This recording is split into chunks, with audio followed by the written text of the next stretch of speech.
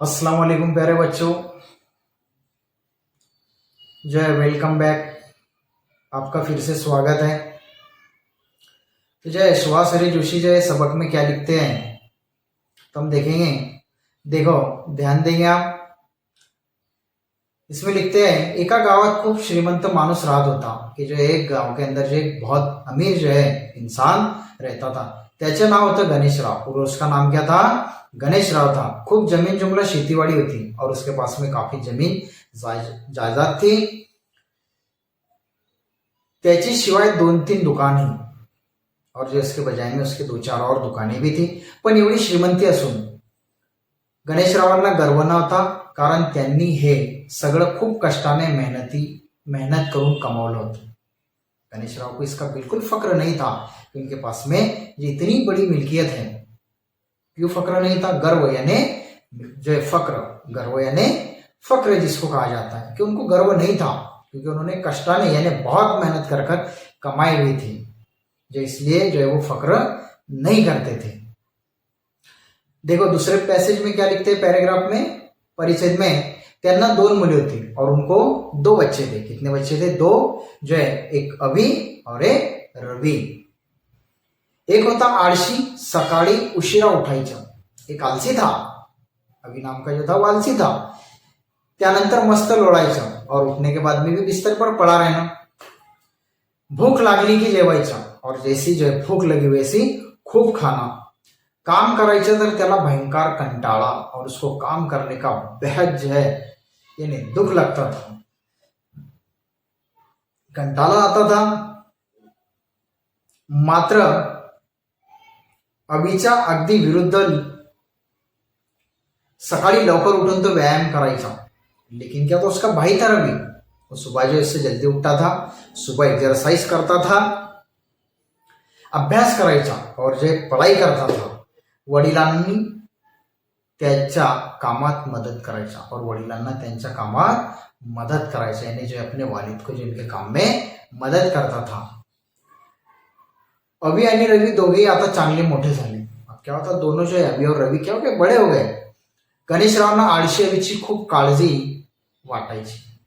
जो गणेशराव को जो है उस अभि की जो आलसी अभि की बहुत जो है फिक्र होती थी। आळशी यानी फिक्र। आता त्याचे वय झालं होतं, अब वो भी जो है नौजवान हो चुका था। शेवटी खूप विचार करून त्यांनी दोन्ही मुलांना जवळ बोलवलं।